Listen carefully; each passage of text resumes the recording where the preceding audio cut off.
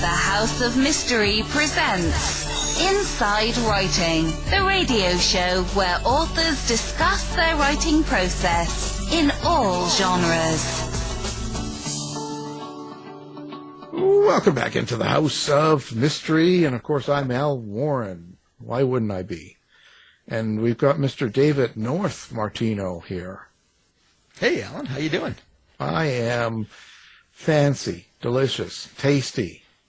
That is absolutely the truth.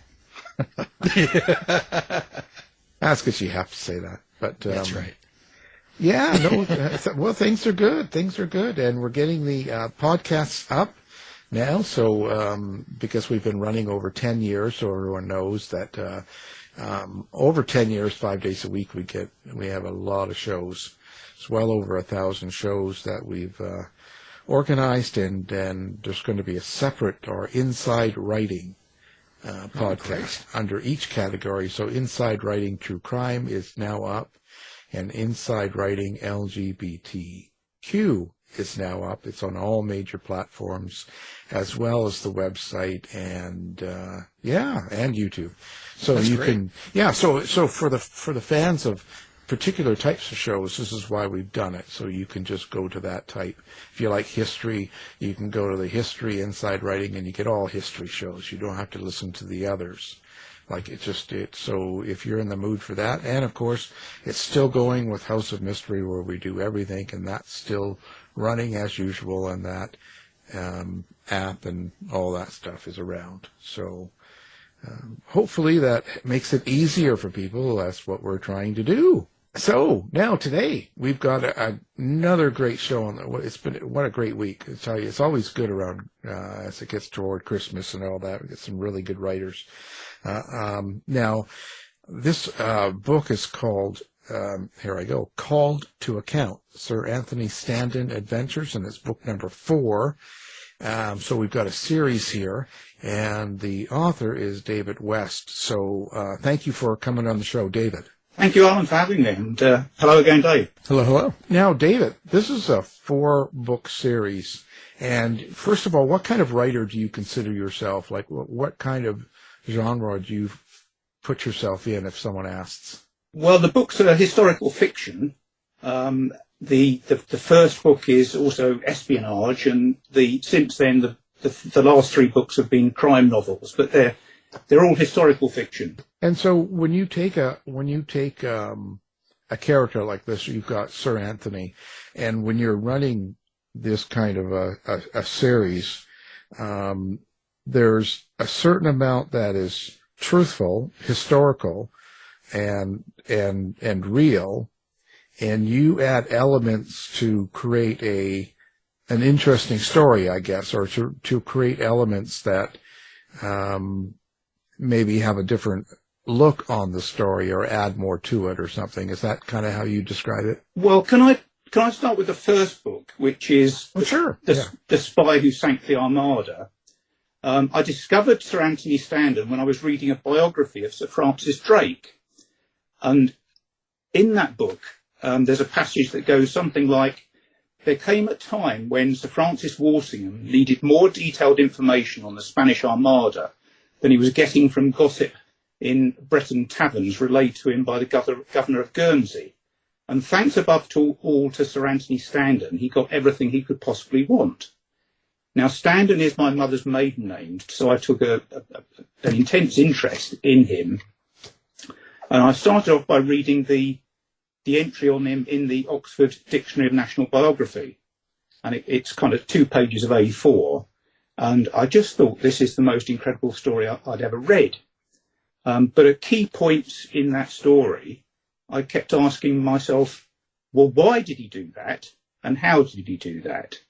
So my first novel, The Spy Who Sank the Armada, is essentially my fictional whys and hows woven into the known fabric of his life. So that's the first novel. When I came to start the audio books, the actor that's narrated them, Simon Dedemi, he asked me for a cast list.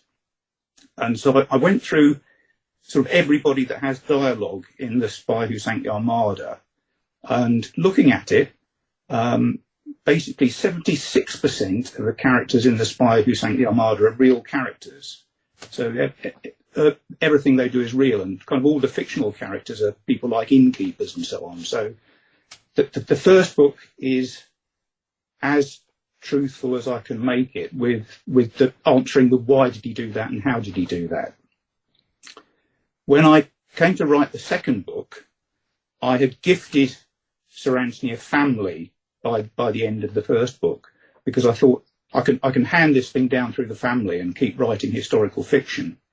And my way of working has been to go from where one book ends, page forwards through history a year at a time, looking for something that grabs me, and then building a story around that. Yeah, so that's how I work.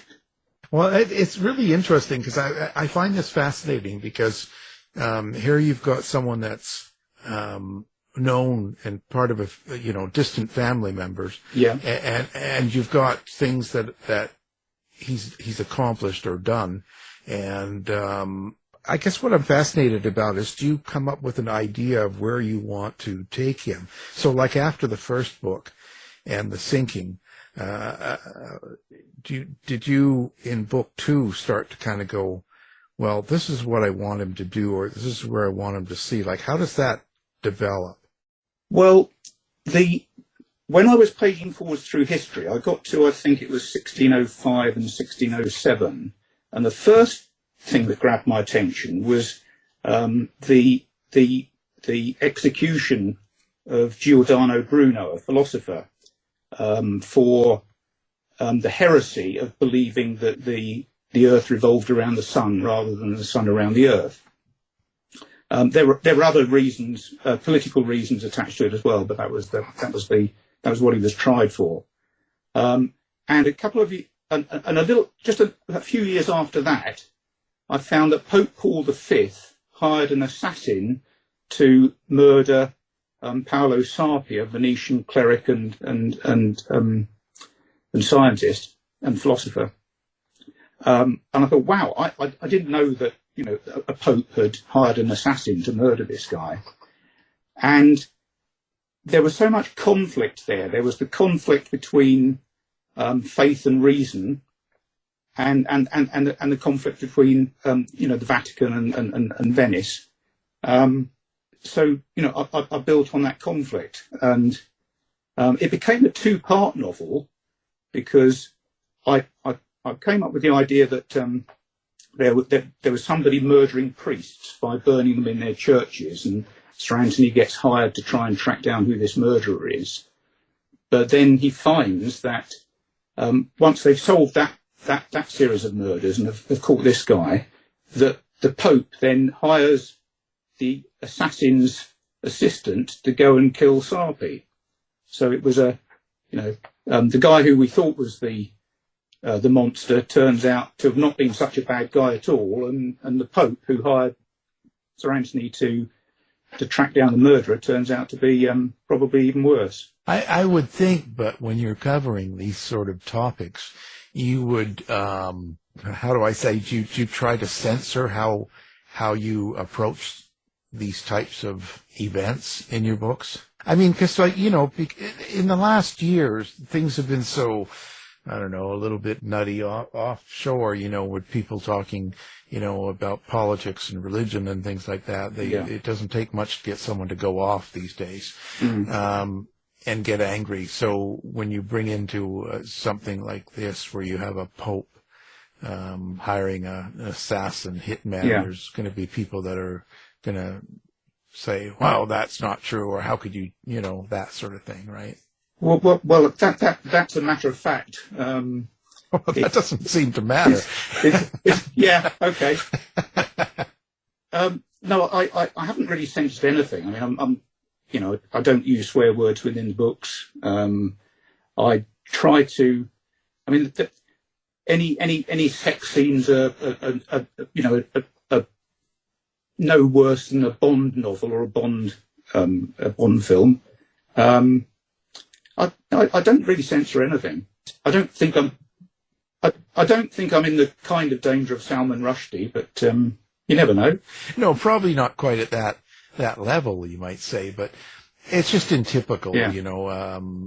more, it's not even so much danger as in just a backlash online and stuff like that. People saying, oh, he just hates Catholics, or, people just, they're kind of nutty these days. No, the only comment I've had on Twitter, I think, was it was an online book club thing where they were tweeting about Fire and Earth, the second book, which is the one about the Pope hiring an assassin, and I think one of the reviewers had said that it would make you think about your faith, and somebody said, I've got very set views about my faith, so I don't want to question them, so I'm not going to read the book. Well, fair enough, nobody's forced to read the book. Of course. What's your research like when you do stuff like this? Because you're using so much of the history and timing and stuff. It must be quite a process. And how much time does it take you to do even just one of the books? Oh, an immense amount of research. Yes. I'm quite fortunate because I don't know if you've heard of something called JSTOR. The J stands for journal. It was built in the United States, in fact, and it's an online platform where every academic journal is stored, every PhD thesis is stored, and so on, and it's accessed by all the universities. And through my old university's alumni website, I've got access to JSTOR, so I can start off doing research in the Encyclopedia Britannica or on Wikipedia. But then when I want to really dive deeply into the history, if I want to know something like how many physicians were there in Rome in 1610, then I can usually find out stuff like that in JSTOR. Wow. So what's the time on one of these books? How long does it take you to accomplish each book? Funny enough, I think I've worked it out that it's about 9 months per book from starting the book to publication. I'd written 2 books before I published either of them. So, in fact, today is the first anniversary of the first 2 books being published. Oh, congratulations. Thank you. Now, when you've done a series like this, did you know you were going to do a series? Like when you started book 1 and you were doing the original, was it in your mind to follow up and do 2, 3, 4 more books? Not initially, but without too much of a spoiler, in the first book, well, it's history anyway, so Sir Anthony Standen was imprisoned in the Tower of London, and it was thought that he would never be released. I've read sort of reports from Venetian ambassadors held by the British Library saying that, Sir Anthony has been taken to the Tower of London and will never be seen again. He was, in fact, released. Anne of Denmark, King James's wife, pleaded for him to be released. And he was given license to travel in Europe. He had to leave England. He could go to Europe anywhere apart from Rome. And he went to Rome. So I thought, well, why would you go somewhere that you were forbidden to go unless that was just your nature? And so I decided maybe he had a love interest in Rome or in Italy. And that made me think, well, yeah, what about if he'd met this girl in Florence when he was there and fell desperately in love with her, but events just kept them apart, and then he was locked up, and how does he get back? I thought, well, maybe he can have a family. So and then having the family, I thought, well, I can just keep writing this series, until I run out of history or history runs out of me. With each of these books, when you write them, do you hope that people get something out of them besides the actual history and maybe some of the entertainment value and stuff? Is there sort of a subtext or some sort of a something that you want people to take away from each book? Yes. The second book, Fire and Earth, that is really all about the conflict between faith and reason. I looked it up yesterday. Did you know that it was only 30 years ago on the 1st of November, so it's just 30 years ago, that that basically the Catholic Church accepted that the Earth revolved around the sun rather than the other way round, and that they got it wrong with Galileo. That I found quite shocking. Yeah.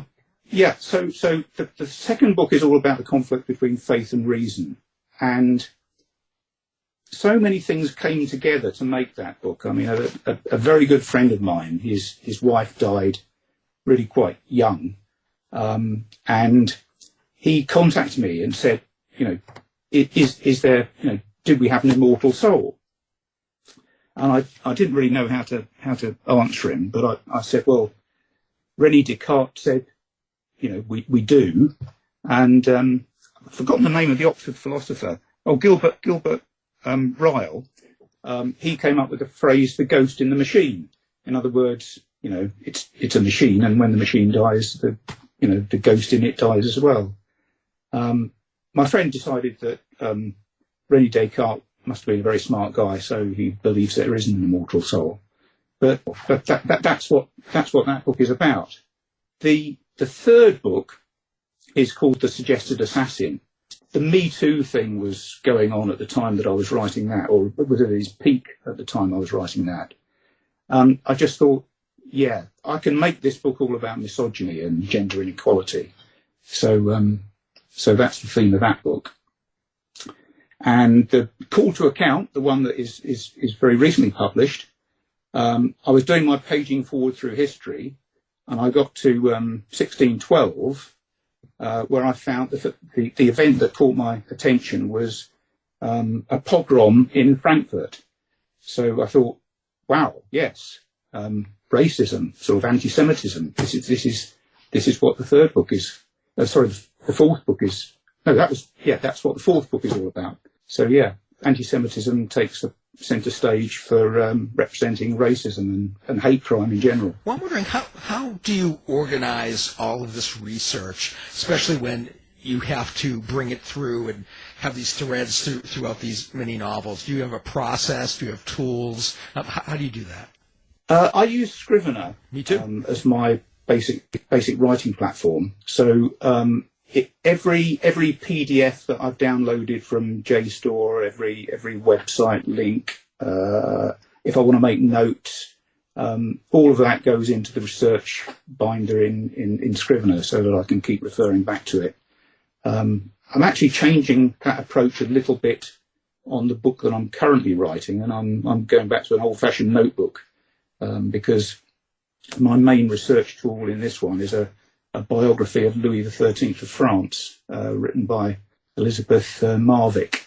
Now, where did your writing come from for you? Like, when did it start for you? How did you become a writer? What was it that happened that made you decide this is what I want to do? Okay, well, a colleague of mine at work, I worked in engineering and project management and risk management, and a colleague of mine had been asked to do a talk to the Institute of Risk Management on procurement risk, and he said, would I like to help him and speak with him? So I said, yeah, okay. So we gave this presentation, and my colleague was then contacted by a chap called Jonathan Norman, who was the publishing editor of Gower Publishing, and asked him if he'd like to write a book on procurement risk. And he said that no, he wouldn't like to write a book on anything, but that I might. So Jonathan Norman came to meet with me, and I said, well, I probably could write a book on procurement risk, but I would be much more interested in writing a book on project sponsorship. That's essentially the management of a project from the client's point of view rather than the project team's point of view. And he said, okay, well, write me an author's proposal and I'll put it to the board. And he did that. And I think the point that swung it was I discovered that there were 37,000 books on project management and one book on project sponsorship at that point. So I got to write the book on project sponsorship. And the thrill of this box of books arriving with my name on it was quite something. And I was already a bit of an open university junkie. That's the UK's distance learning university. I'd done an MBA with them, and I'd been an associate lecturer with them, and I'd done a degree in modern languages. So I decided to do the creative writing course. And I think the first assignment I wrote for my tutor, he sort of said, I think I got about 67% for it. And he said, well, it's good, but what's the point of this book? And I said, well, I don't know.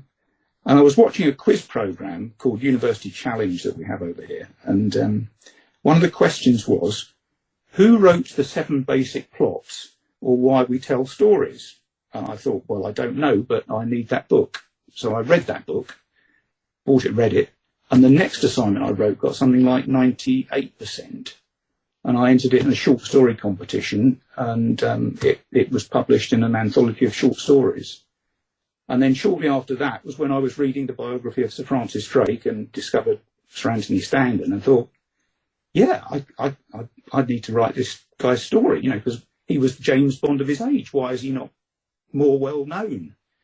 And I started writing it. I made the mistake of starting from his childhood, and I just got hopelessly lost. And then when the COVID lockdown came along, I thought, what do? I've got unfinished business with Sir Anthony Standen. So I started writing the book, and I recognised my mistake. I thought you need to start in the middle of the action, not from childhood. So I started in the middle of the action, and then the book started to flow. So that's how it all started.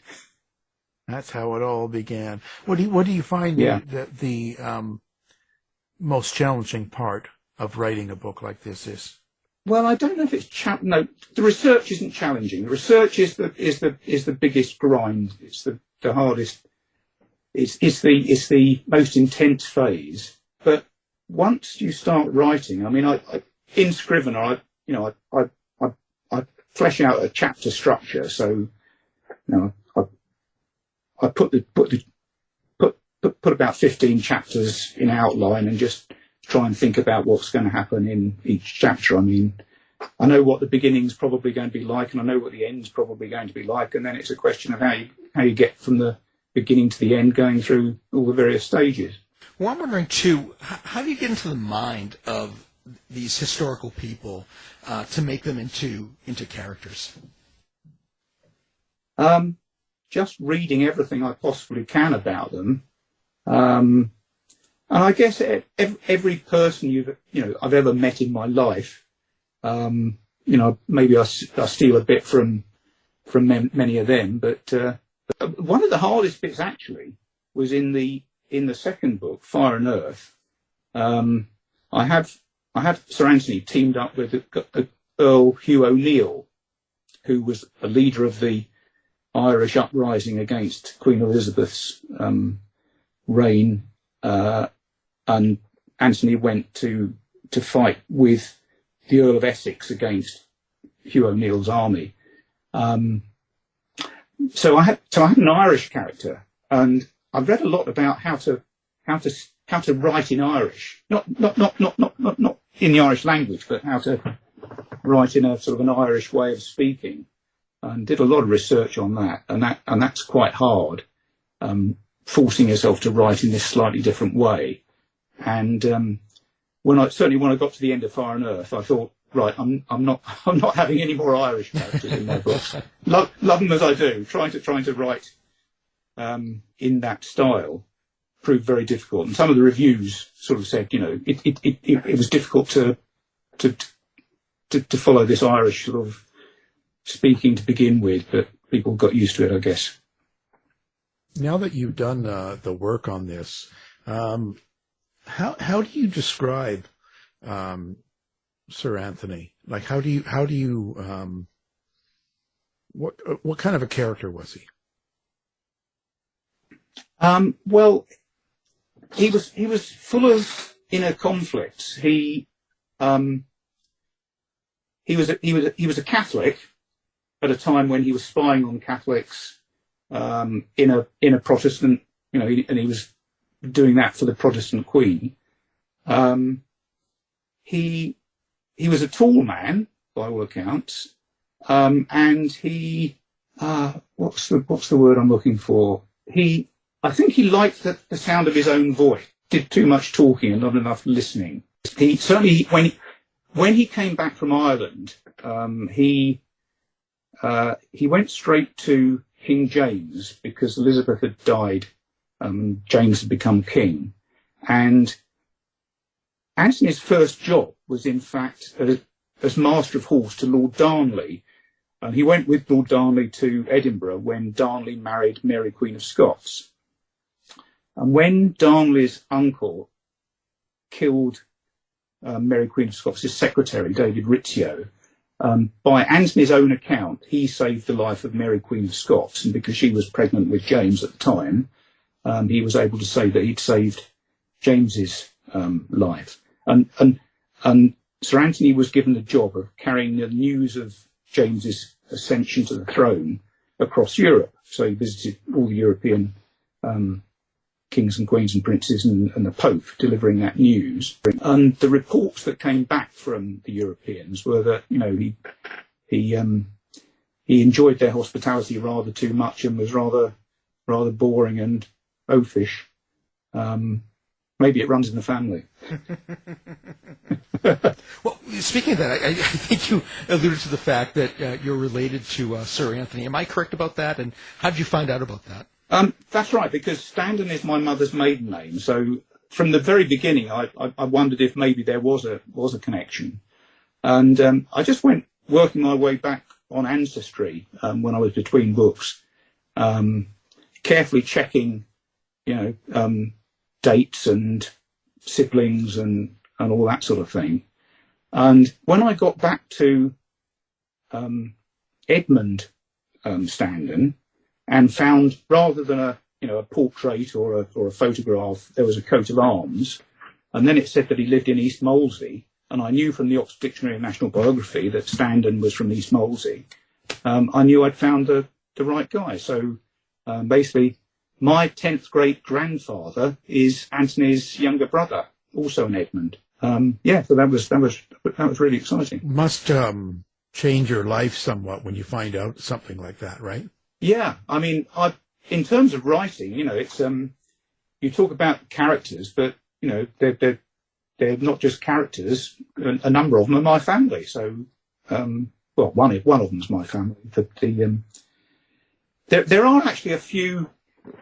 In the first book, my 10th great grandfather appears, Edmund, Anthony's younger brother, and I didn't know the name of Edmund's wife, but I had a meeting between Anthony and Edmund's wife, and her name. Well, I made her name up. I called her Anne.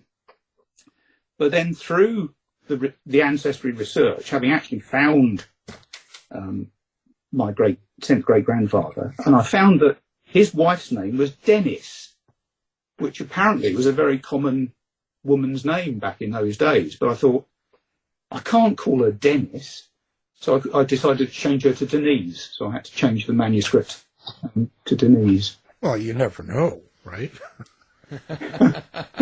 Well, do you feel an extra responsibility in your portrayal of these, semi-fictional, real-life characters, basically, because of that family connection? Not really. I mean, I feel a connection to them. So I feel there's some element of, DNA that we share in common. So I try and think how I would react in the situations that they're in. But what I try to be as faithful to as I possibly can be is history. If a piece of history is inconvenient, then that's just too bad. I have to live with it and work my way around it. Well, so let's get to the real dirt here. There's got to be some gossip or something you found out about your family here that that you were surprised about or you didn't realize. There always is with British royalty. I mean, when Sir Anthony first becomes a spy and is first working for Francis Walsingham, he is sent to Flanders, where there's a major war going on between Protestants and Catholics in Flanders, and he is actually caught in flagrante delicto with Barbara von Blomberg, who was the mistress of Emperor Charles V of the Holy Roman Empire, and was the basically the mother of Don Juan, Duke of Austria. Now, the Duke of Austria, this Don Juan, became Duke of Austria. Was Duke of Austria, but became the governor of Flanders, whilst Anthony was having an affair with Barbara von Blomberg. So he became rather, when he came to visit his long-lost mother, he discovered them in flagrante delicto and chased Anthony halfway across Europe as far as Constantinople. Each book in itself does stand alone, right? You don't have to start at number one, or you probably should to get the whole essence of the story. But each book does have its own story. Yeah, absolutely. Yeah, I've written them as if they're standalone books, and if there's any history that you need to know from an earlier book, then I just feed it in gently. So they can be read in any order. And so how many more do you plan to do, or do you? As I said earlier, my intention is to write until I'm either no longer able to write or I've run out of history. I don't think I'll possibly run out of history if I'm jumping forward about 2 or 3 years at a time at the moment. Yeah, I guess it's kind of... Is there any other story that you'd want to write, or any other people that you want to write about in the same sort of genre, doing historical fiction in that sort of area? No, I'm just really enjoying the journey of finding all these interesting characters as I go along. I think I'll stick with the series I'm on, because, as I say, if the generations continue, they can keep passing on the skills they've learned of sort of lock picking and crypto-analysis and languages and so on, and I can just go where I want to go. Yeah, it's really it's a vast area to go into. Wow. So how does each book change you, do you think? So when you get through researching and putting together, writing, and it gets out there published, how do you think it changes you? I hope I become a slightly better writer after each book. I get each book makes you think about things. I mean, Fire and Earth. I was brought up in the Christian faith, but it made me really think about faith and what it means. And I suppose the best way of describing my faith now would be, I guess, Taoism is about as close as I'd get to having a belief concept, or at least a rationale for what the universe is and where it's come from.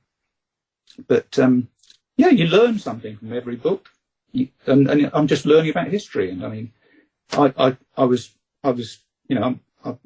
educated through science and mathematics and engineering.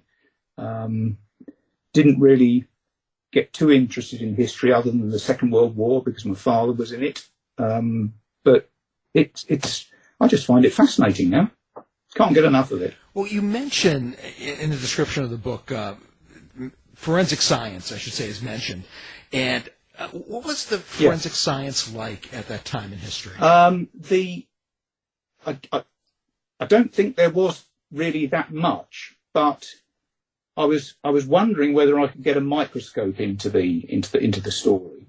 And in the research that I did, I found that there was an optician it was either Amsterdam or Antwerp, probably Amsterdam, who had invented an early type of microscope, but he kept it rather secret because on the his sideline was forgery. So he was using this microscope. His name was Janssen, and he was using this microscope to aid him in forgery. And as one of the characters in this fourth book is a doctor and comes from Amsterdam, I thought, well, it's entirely possible that he will have known, possibly been the physician of this forger optician fellow. I mean, if he was an optician, then he might know the doctor. So I thought, well, this guy can have taken the microscope, or the Janssen scope, as I call it in the book, and have used it in his study of botany and herbs and all sorts of stuff. So that's where the forensic science comes in. I try and get him to use this early microscope to find out what the type of flower is that's or what it is that's on a murdered victim's clothing, which is dough. Sorry, that's a spoiler, but it's dough, but a particular type of dough. So I have the doctor going through all his samples of specimens he's taken and looking at them under this early microscope and trying to find out what the strange substance is. Do you find it difficult to create and write the relationships between these characters? Because in a way, you know some of them, and some of them you don't. Some of them are created. But, just the individual, things that each character has, and, twerps that they have, the things that they like and don't like and feel and react and all that stuff. Do you find it difficult to kind of create that sort of atmosphere and make it real? Is that kind of the hardest part? Yeah, I suppose it is. I mean, it takes a lot of writing and then rewriting and then rewriting again. And I'm enormously blessed to have my wife Claire helping me, because when I've written the first draft, she'll take it and then she'll go through it and she'll ask me questions about, she wouldn't really say that, or, would she? And wouldn't she? And I rely upon her encyclopedic knowledge of the Jane Austen novels and all the Georgette Heyer novels to help me with the romance parts. But and other things that she's done, she said, look at this bit here. You've spoken for half a paragraph about what Sir Anthony is wearing, but then his daughter Maria comes through the door and he says, "You look fabulous," but you haven't described what she's wearing. So describe what she's wearing. So yeah, Claire puts me on the straight and narrow a lot of the time. Yeah, I would say so, in a sense, that because when you're writing with characters, and even the ones we do know, sort of, you kind of know them in a two-dimensional, you're not as three-dimensional as someone you've met. So it's kind of guesswork on some of the personality, even with newspapers and articles, you kind of have to go, well, and kind of try to put together how they would act or react and work with each other. I would think developing a relationship with characters would be the toughest in this particular genre. Yeah, I think you're right.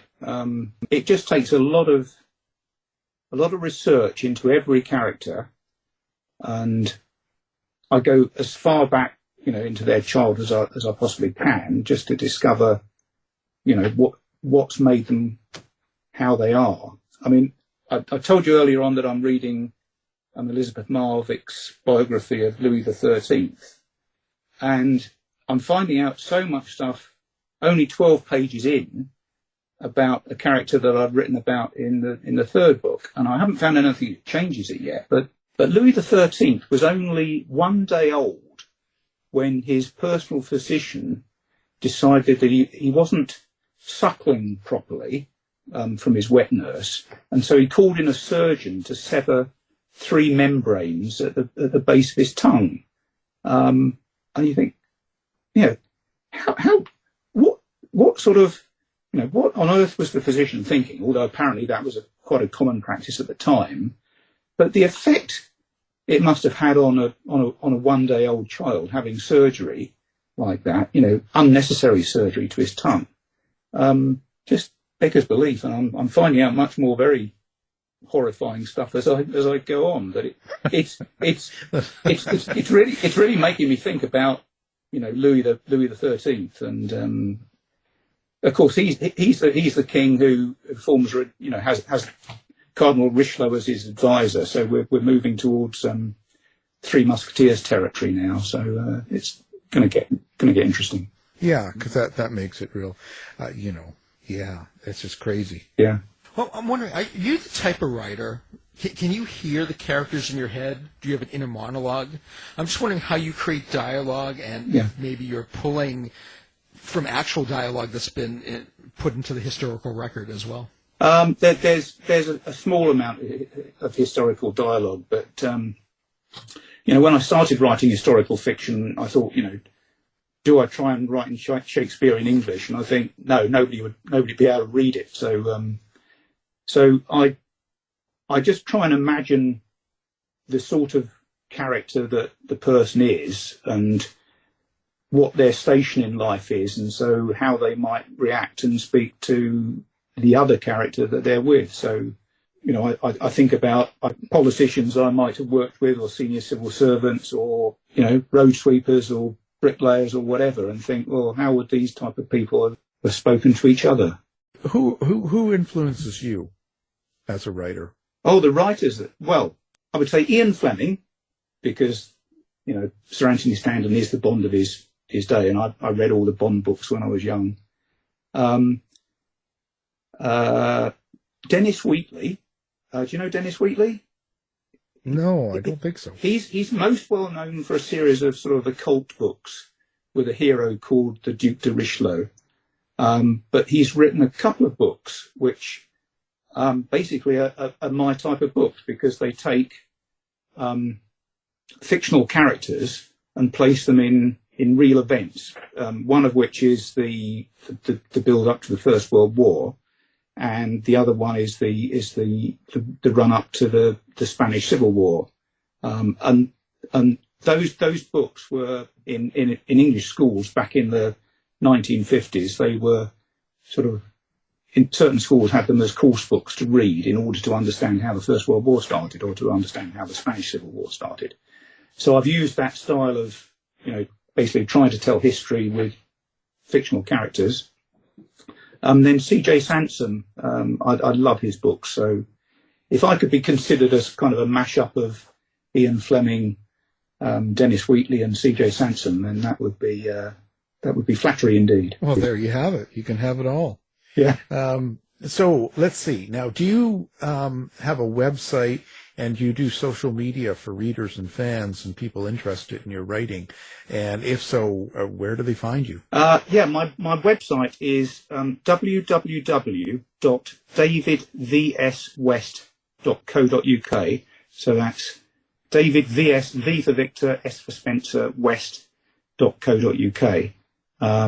And the links to my Twitter and Facebook are at the bottom of that page. I could perhaps give you my Facebook address, but it's got a number, and I can't remember. Well, it's easy. We can we'll have that posted up on us, so people can find it with one click and stuff like that. And so what's next? Well, as I say, the third book, The Suggested Assassin, left us with some unfinished business in Paris with Prince Louis, who will become Louis XIII.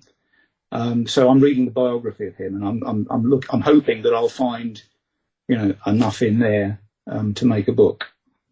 If that doesn't happen, then I'll have to think about something else. How was the pandemic for you and for your writing situation? Are you the type of writer that